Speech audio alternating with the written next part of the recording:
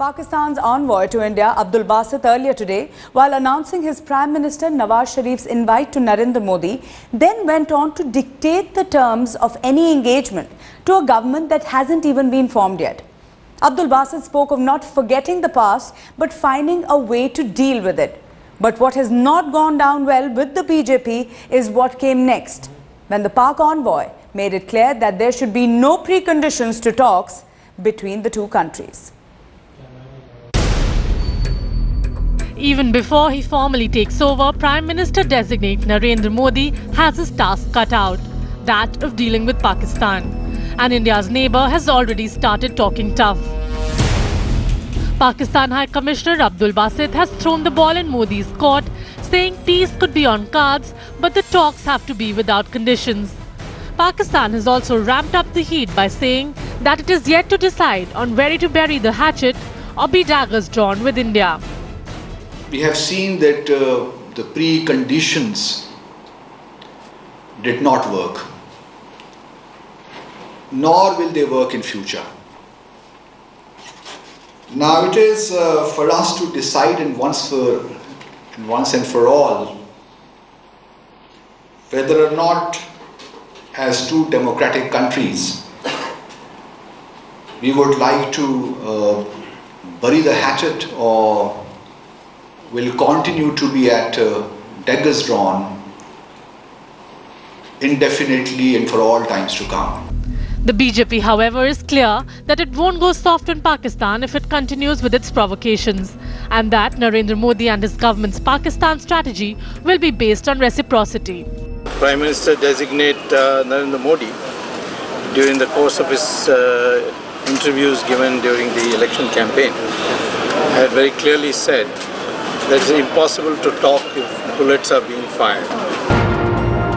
The new government will have to learn from the past and tread with caution with Pakistan. The previous NDA regime was stabbed in the back more than once after making overtures of peace. There should be commitment, a specific commitment, that what have been done in the past should not be repeated. The important thing is for Mr. Modi to get advisors and ministers who are able to give him the feedback and the guidance and advice which is balanced, which is not knee-jerk, because we are not entering a very easy time either vis-a-vis Pakistan or in the neighborhood. All eyes now will be on Narendra Modi government. Pakistan has already made it clear that they want to put the past behind and move forward.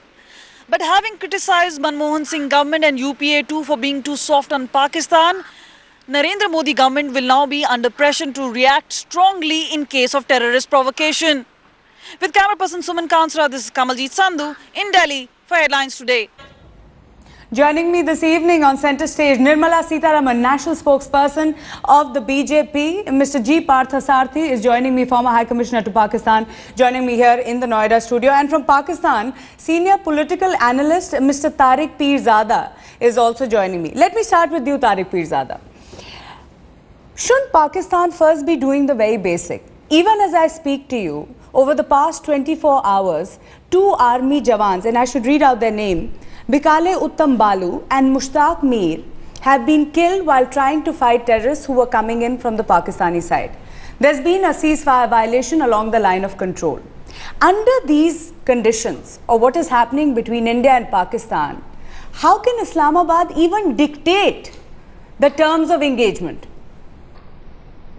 First of all, Pakistan is not dictating the terms of engagement, so that is a bad assumption. Number two, Pakistan has already offered its heartfelt felicitations to the new Prime Minister, the President of Pakistan, the Prime Minister of Pakistan, and of course the Pakistani Ambassador, Mr. Abdul Basit, my good friend in New Delhi. So the stage is set actually. Mr. Pirzada, the first assumption is not wrong, because Mr. Abdul Basit, when he spoke, was very clear. There should be no preconditions. They haven't worked in the past. They will not work even now. Whereas it is very clear to Islamabad what the BJP stands for, what it has said all along. And it is a BJP-led government that is going to come in New Delhi. So Islamabad better be prepared. No, I don't think. You may be trying to scare, but I think you are placing hurdles in the road of a normal functioning of a new government. The new government, I am not disturbed by their coming. I think Mr. Vajpayee came to power, he was welcome, and so is the new Prime Minister. And actually, 2 days before the formal announcement, 2 days before the formal announcement of this result, I was very much encouraged by the statement made by Mr. Narendra Modi, the would-be Prime Minister, that look, we have to deal with major issues like Kashmir, we have to normalize relations with Pakistan, and we have to live with our neighbors. So that is a good start from both sides. Mr. Pirzada, had it been just left to, extending the invitation to Narendra Modi, it would have been fine. But Abdul Basit, and I want to bring in Mr. Parthasarathi at this point. Abdul Basit says we should have a development agenda, but at the same time he says no preconditions. Is this an offer even worth considering? Look, you should understand what happens when a new government is formed.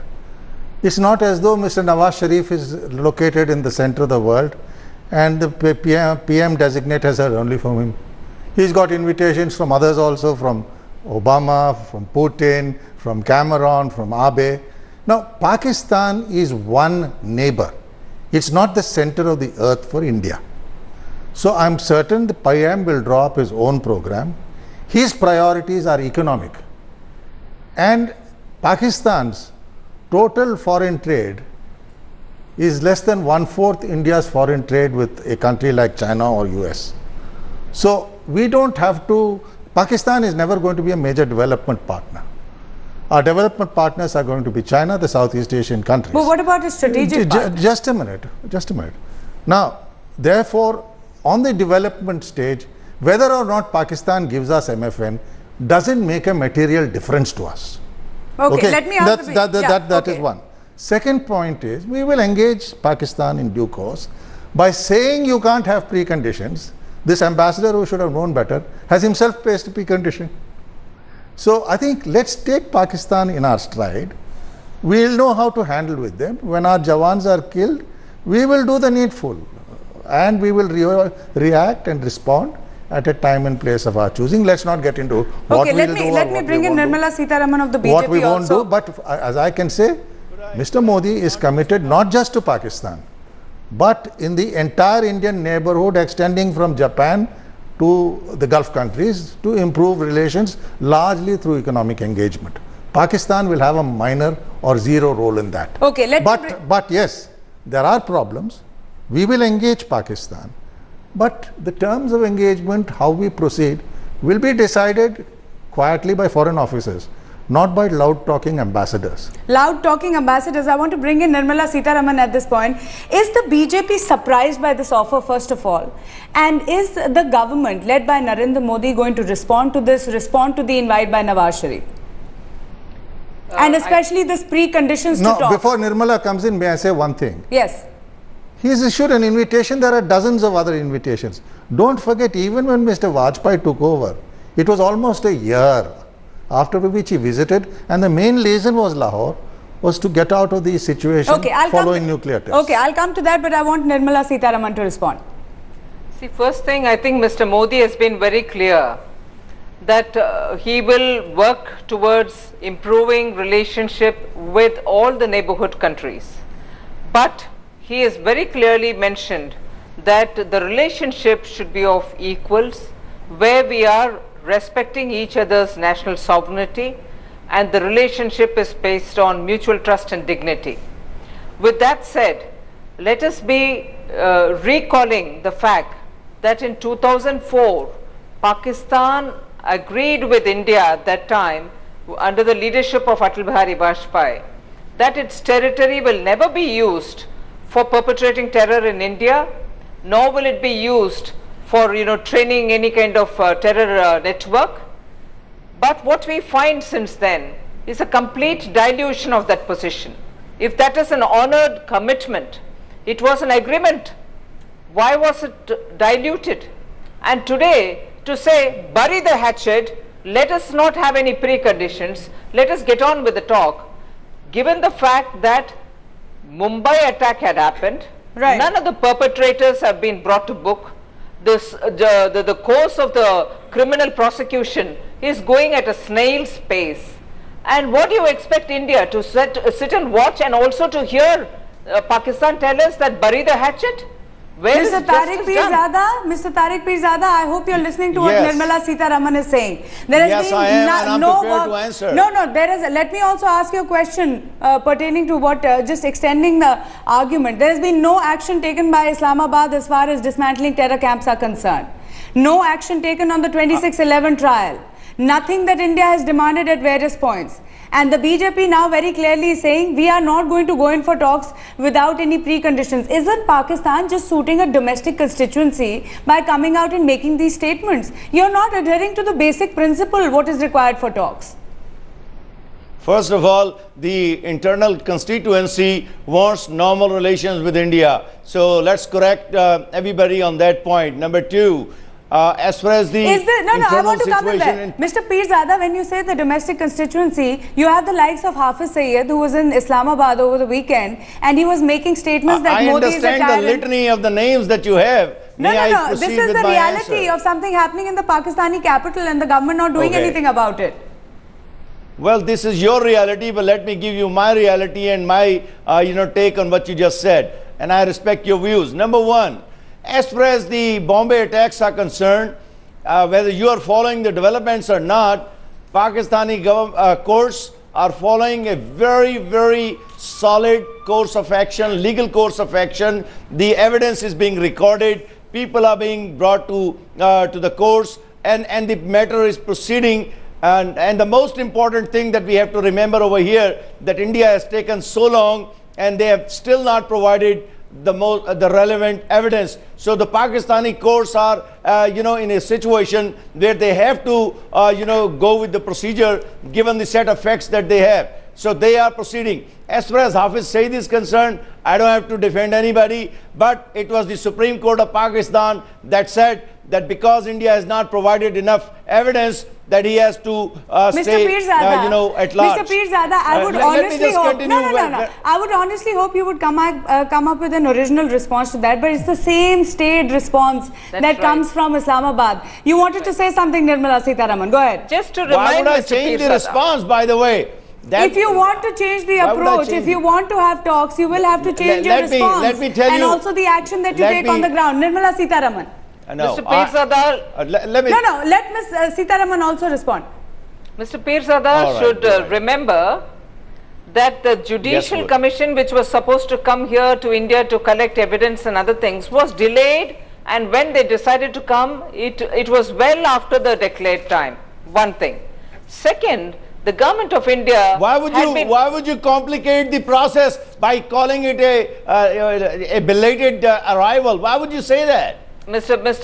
Pirzada, just hold on. I'll just say my points and you may respond. It was very clear. I'm not getting into the details, but I'm reminding you of the snail's pace in the judicial prosecution process which is going on, and on that you're telling us that enough documents have not been produced. We could not do exactly what you did in the case of Kasab. You executed the guy, and then you came up with the Mr. Pirzada, let Ms. Sitharaman finish. And we follow that. She's allowed you to make your point. Please let her finish. Go ahead. Mr. Pirzada, just hold on. I'll not take much of a time. Dossiers after dossiers were given by the Ministry of Home Affairs. Enough data was collected after interrogation of Mr. Headley, David Headley there in the US. Those documents and evidentiary material were all sent to you, none of which gave us a response from you which was credible enough. Now, with that said, I would only want to ask of you, at this stage when a new government has come and the government is now yet to be formed, and we are very clearly saying we are looking at a good neighborhood relationship, to come and say, bury the hatchet, there is no point in setting any precondition. Precondition? Please follow the 2004 agreement. You watered it down.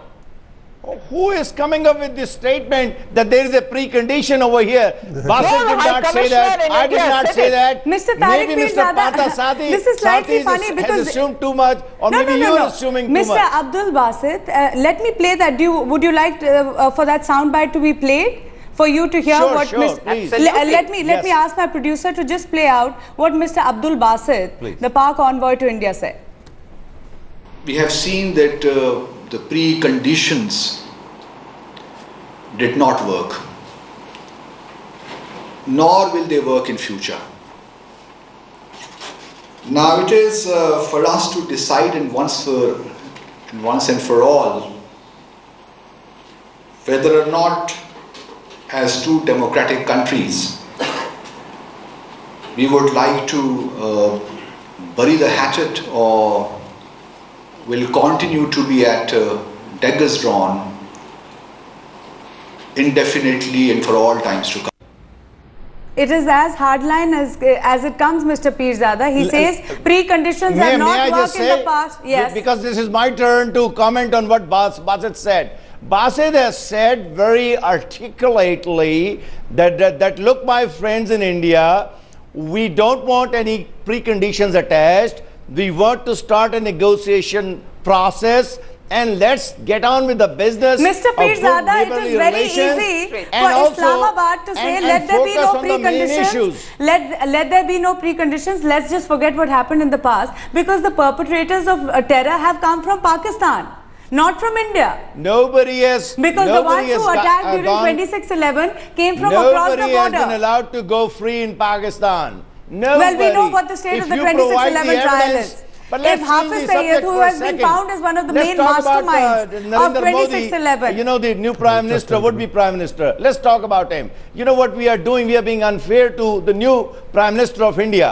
Let's talk about his prospective possible policies. Okay. Look, Mr. he is Pirzada, very clearly saying. I'm running out of time. He is very clearly saying. Mr. Pirzada, we've heard enough of you. And now let me finish, and don't interrupt. I'm sorry. You were bad-mannered in interrupting. You were bad-mannered in interrupting a lady. Accountable to you. There is a host of the program. Let her decide how Listen, should I be Mr. heard or not. Pirzada, I know in Pakistan women don't have particular rights, but you were particularly bad in interrupting an Indian lady spokesman speaking. No, you are. No, let me finish. Don't interrupt. Don't interrupt me. Don't interrupt me. Don't interrupt me, because you're only betraying your bad manners. You're only betraying your bad manners. I have known you so long, and I have appeared with you in many programs. Partha Sarthi, your past is very, very, controversial. You know that. Pirzada, listen, I'm not. This is becoming too personal, Mr. Pirzada.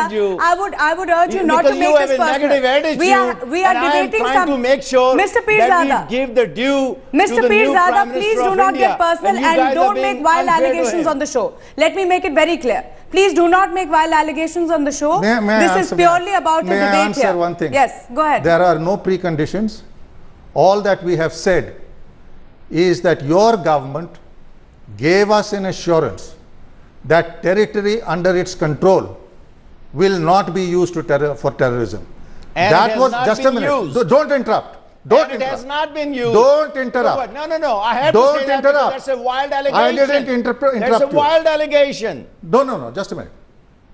This was the written agreement in January 4, 2004, as Nirmala Sitharaman. Well, the written agreement is Simla. The written agreement is Tashkent. Oh, do we talk about that? There is a ground reality of Kashmir where we have to talk about those issues. But I want to give the new Prime Minister of India good deal of time to discuss this issue. You guys are dictating the agenda for him. Mr. Tariq Pirzada, a quick remark from Nirmala Sitharaman.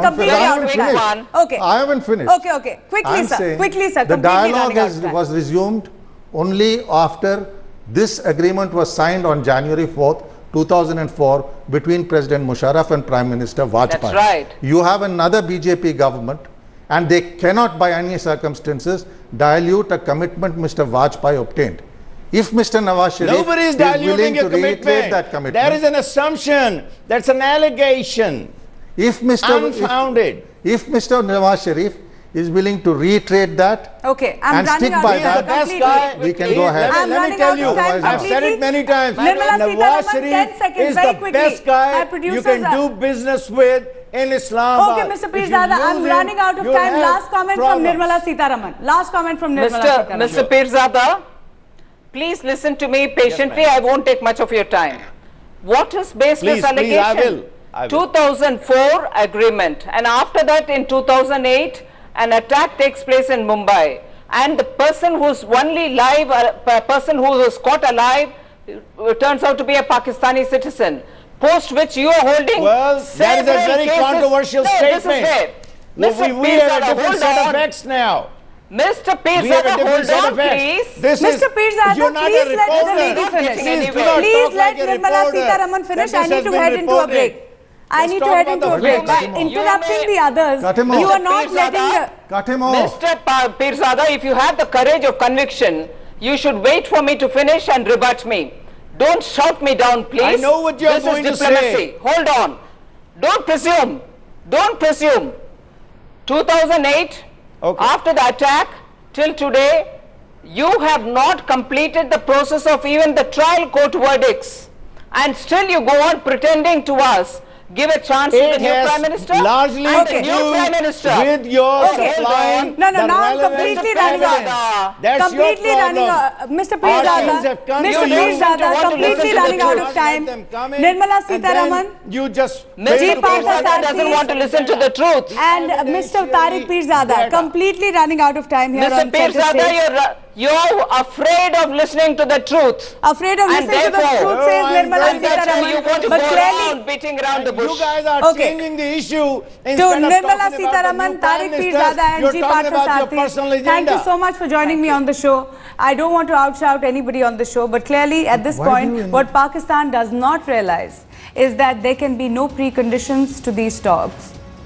And there cannot, as Pakistan says, that there cannot be any preconditions to the talks is something that India is not going to accept. At least the new formed government of Narendra Modi and the BJP will not accept that. So Islamabad might have to change the contours of this bilateral dialogue.